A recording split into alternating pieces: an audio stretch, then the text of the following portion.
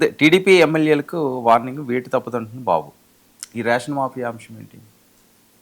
Ration mafia మీద ఈరోజు కనుక మీరు ఆంధ్రజ్యోతి ఏది చూసినా కానీ సత్యం అనే ఒక పేరు దాని మీద అసలు చాలా తీవ్రమైన కథనాలు ఆయన అరెస్టులు చేయటము మీకు తెలుసు కాకినాడలో పట్టుకోవటము ద్వారంపూడి అన్నారు నాదెండ్ల మనోహర్ అప్పుడు చేసిన ఇది అదంతా ఏమైందో మళ్ళీ ఏడాదిన్నరలో దానికి సంబంధించి వచ్చింది. అలాగే పేరుని నాని గోడౌన్లో పట్టుకోవడం వాడు ఆయన భార్య నిర్వహించే గోడౌన్లో పట్టుకోవడం అది జరిగింది చాలా అదేమో. కానీ ఇప్పుడు వేరే విధమైన రేషన్ మాఫియాలు ఈ రకరకాల దారి మళ్లింపుల కథనాలు చాలా ఎక్కువగా కనిపిస్తున్నాయి. ఆంధ్రప్రదేశ్ ఎడిషన్స్లో మీరు చూస్తే కనుక ఇవి నిరంతరాయంగా వస్తున్నాయి. ఇప్పుడు విజయవాడలో అంటే ఖచ్చితంగా గుండెకాయ కదా, ఇంకా రాజధాని ప్రాంతంలోనే అతని మీద వరుస కథనాలతో మీడియా నిండిపోతుంది. ఇలాంటివి ఇంకా చాలా చోట్ల కూడా వస్తున్నాయి. అట్లాగే ఇప్పుడు ఈ పాల కల్తీ లాంటివి వచ్చినా ఇంకా ఈ కేసులు వచ్చినా వీటన్నిటిలో కూడా ఎక్కడో చోట వీళ్ళకి ఏవో ఒక సంబంధాలు గుడివాడలో ఇలాంటి కొన్ని అంశాలు వచ్చాయి. ఇవన్నీ ఉన్నాయి.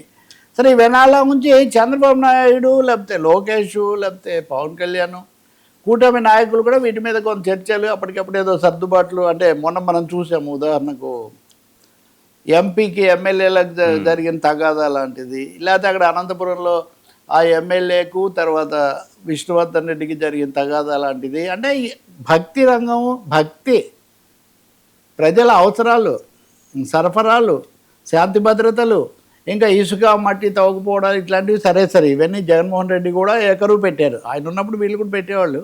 సో ఈ పరిస్థితుల్లో చంద్రబాబు నాయుడు నిన్న వాళ్ళతో మాట్లాడారు.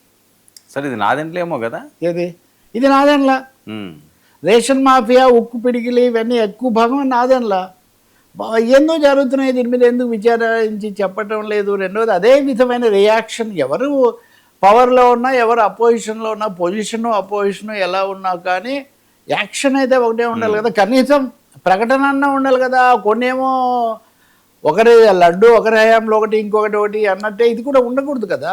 పైగా కాకినాడ టు విజయవాడ మాఫియా వరకు కనుక మనం తీసుకుంటే ఏం జరిగింది మధ్యలో? నిజంగా ఈ ప్రశ్నలకు అధికార పక్షము అధికార కూటమి జవాబు చెప్పాల్సిన అవసరం లేదా? వీటి గురించి మాట్లాడితే ఆగ్రహించేసి ఏదో మాట్లాడేస్తే లేదా మీ డిబేట్లలో వాళ్ళంతా రెచ్చిపోతే పెద్ద ఉపయోగం ఏముంటుందని ఒక ప్రశ్న. కానీ చంద్రబాబు విషయానికి వస్తే మీరు అన్నది చంద్రబాబు నాయుడు వాళ్ళతో మాట్లాడారు.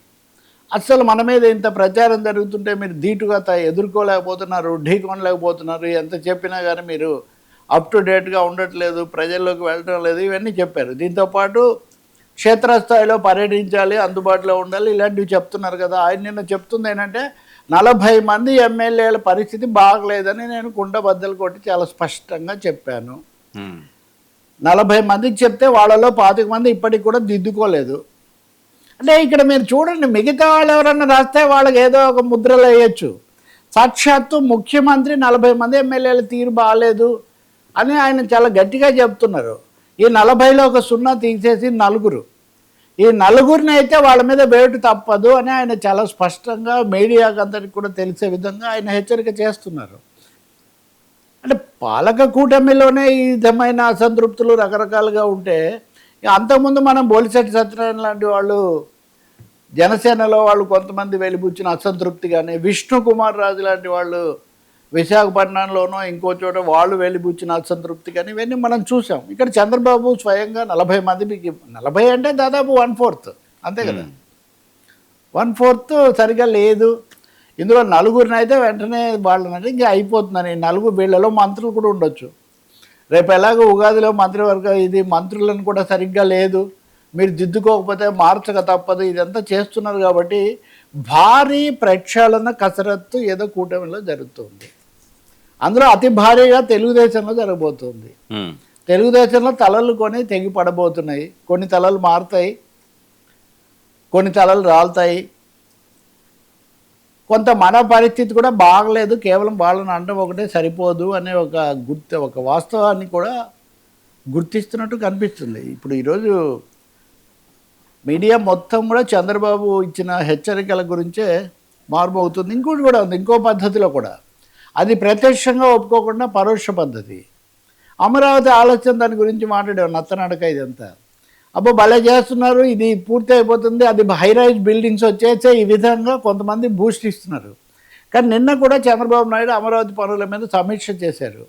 తెలుగు జాతి వైభవం నిలబడే విధంగా అమరావతి కట్టాలి, అవి ఉద్బోధనలు చేశారు. అలాంటివి మనం వింటూనే ఉన్నాం.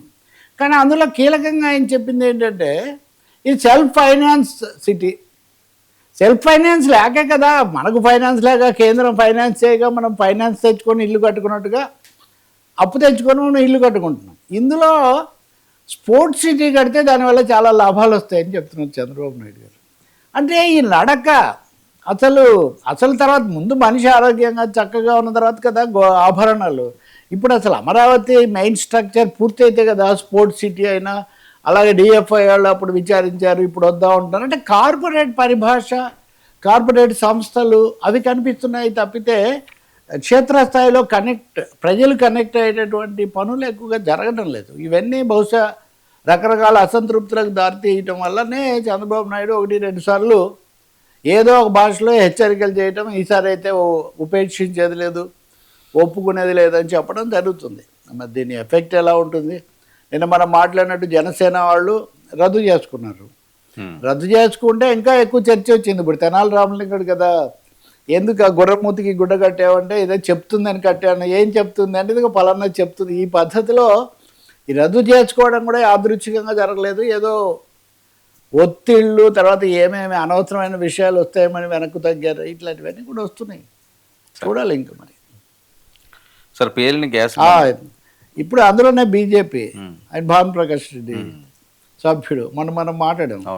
సరే ఇప్పుడు ఒక ఆయన ఎవరు అంతకుముందు రవికుమార్ అయినా లేదా చెన్నైలో స్వర్ణకుమార్ అయినా ఆయన బిచ్చమయ్య ఎవరు అయినా కానీ పెంచలయ్య అయినా కానీ సమానంగా రావాలి కదా. ఆ వార్తలు ఎందుకు రావట్లేదు? ఇప్పుడు ఆయన మీలాగా నేను నక్కను కాదు, నేను కాపలా కుక్కలు అంటుంటున్నా. నక్కలు కుక్కలు కాదు, మనుషులు పరిపాలన కావాలి ఇక్కడ ముఖ్యం, అంతే కదా. మీరు కొన్ని మాట్లాడకపోతే ఈ సమస్యలు వస్తాయి కదా. అది వాళ్ళెవరు, వీళ్ళెవరు, మీరెవరు? అక్కడ దేవుడు, భక్తులు, మధ్యలో రాజకీయాలు. సో ఈ నేను బీజేపీ కాబట్టి చెప్తున్నా అన్నమాట. ఆయన బోర్డు సభ్యుడు కూడా. ఇంకా వాళ్ళు ఇప్పుడే మొదలు పెట్టేశారు. ఇప్పుడు దొంగతనం చేసిన వాడిని ఈయన నియమించాడు, ఈయన ఇంతకుముందు కూడా చేశాడు. మరి అప్పుడే ముందే చెప్పుంటారు కదా. ఇప్పుడు ఆ ముక్క నేను లెక్కెట్టక ముందు చెప్పాలన్నట్టుగా ఈ పట్టుబడక ముందు చెప్పాలి కదా. సో ఇవన్నీ కొన్ని భిన్నమైన ఇవి వినిపిస్తున్నాయి. మరి చివరికి ఇవి ఎక్కడికి దారితీస్తాయి, ఏమవుతాయి మనం చూడాలి. సార్ పేలిన గ్యాస్ పండుగల వంటలకు కూడా తిప్పలు తప్పడం పెద్ద సమస్య. ఇప్పుడు అది ఎక్కడి నుంచి ఎక్కడికి వచ్చిందంటే ఎక్కడ చూసినా కానీ గ్యాస్ లేకపోవడం ఎక్కువగా పేలుతుంది. హోటళ్ళు బంద్ అయిపోయినాయి, ఆల్మోస్ట్ మెనూలు కూడా తగ్గించారు. ఇరాన్ వచ్చి ఇడ్లీ మీద పడినట్టుగా ఇడ్లీ తినండి, దోశలు, వడలు ఇలాంటి మీలాగా మంచి భోజన ప్రియులు ఉంటే కూడా కొంచెం తగ్గించుకోండి. ఈ పద్ధతిలో హాస్టల్స్లో కానీ హోటల్స్లో కానీ చెప్తున్న పరిస్థితి. వీళ్ళ పరిస్థితి సరే, కానీ సింగిల్ గ్యాస్ సిలిండర్ పెట్టుకొని దాన్నే నమ్ముకొని ఉన్న వాళ్ళ సంగతి ఏంటి?